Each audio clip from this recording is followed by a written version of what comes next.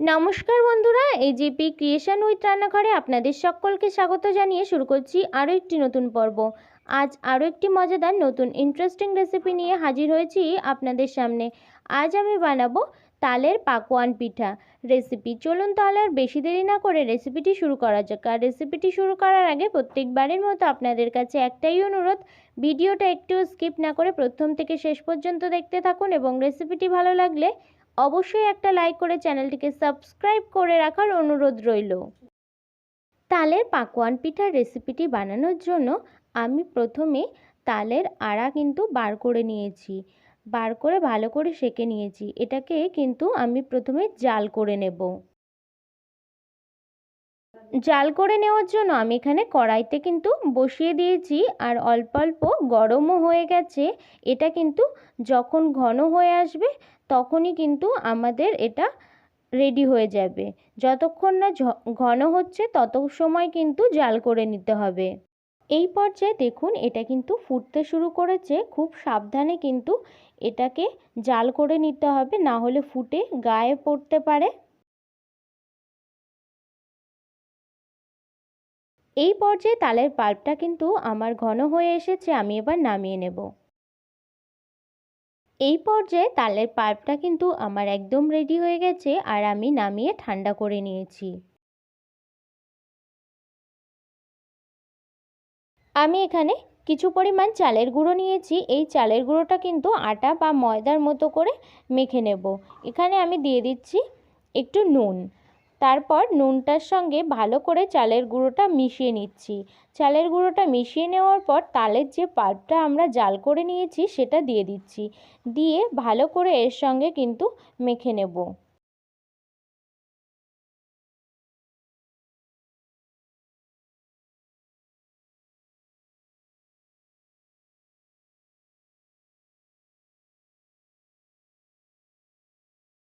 এই পর্যায়ে সমস্ত তালের পাল্পটা দিয়ে কিন্তু আমি এখানে মেখে নিয়েছি চালের গুঁড়োটা।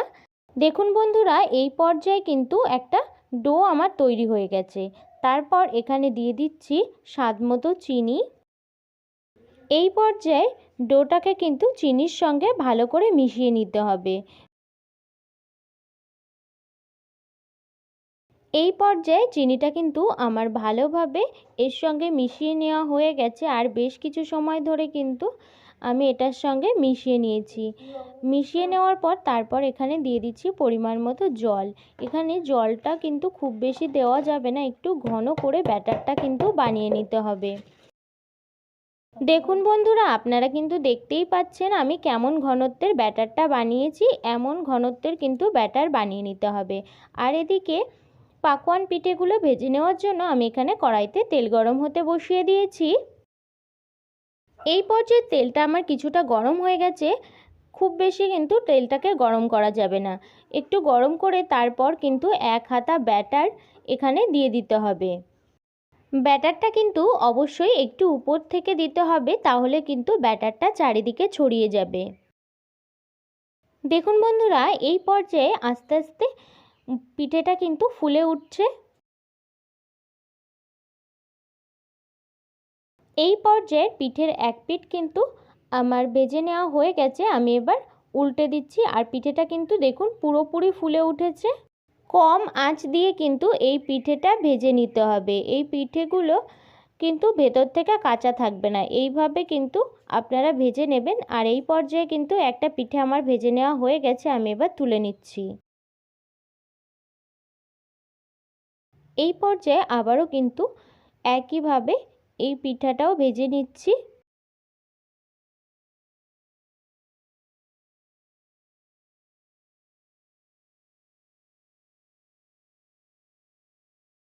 এই পর্যায়ে সমস্ত পাকন পিঠাগুলো কিন্তু একইভাবে ভেজে নেব।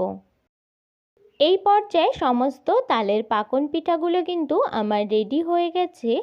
এই পিঠাগুলো যেমন নরম তুলতুলে হয় তেমনি খেতেও খুব ভালো লাগে। সকলে বয়স্ক থেকে বাচ্চারা কিন্তু খুবই ভালোবাসবে এই পিঠেগুলো বানালে। আপনারাও কিন্তু এই তালের পাকন পিঠা একটিবার হলেও বাড়িতে বানিয়ে খাবেন। আশা করি আপনাদের সকলের খুব ভালো লাগবে। আমার এই তালের পাকন পিঠার রেসিপিটি যদি আপনাদের ভালো লেগে থাকে তাহলে অবশ্যই একটা লাইক করে দেবেন এবং কমেন্টের মাধ্যমে জানাবেন আমার এই রেসিপিটি আপনাদের কাছে কেমন লেগেছে, এবং বেশি বেশি করে শেয়ার করে আমার পাশে থাকবেন, আমাকে আরও উৎসাহিত করবেন। আপনি যদি আমার চ্যানেলে নতুন বন্ধু হয়ে থাকেন এবং আরও নিত্য নতুন ইন্টারেস্টিং মজাদার রেসিপির আপডেট পেতে চান তাহলে প্লিজ আমার চ্যানেলটিকে সাবস্ক্রাইব করে পাশে থাকা বেল আইকনটি প্রেস করে অল নোটিফিকেশন অন করে রাখবেন, যাতে সমস্ত ভিডিওর আপডেট আপনি ঠিক সময় পেয়ে যান। আজ এই রেসিপিটি এই পর্যন্তই। আরও একটি মজাদার নতুন কোনো ইন্টারেস্টিং রেসিপি নিয়ে আপনাদের সাথে দেখা হবে আরও একটি নতুন পর্বে। সবাই সুস্থ থাকবেন, ভালো থাকবেন এবং সাবধানে থাকবেন।